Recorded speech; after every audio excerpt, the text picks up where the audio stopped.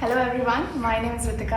I am from DIT University. I am currently pursuing BTech in Computer Science and I am in 4th year. So I have been doing this training for the past 1 year and I like this training very much because I have attended a training in Java which comprises of DSA, and then I attended a advanced technical training of Monster.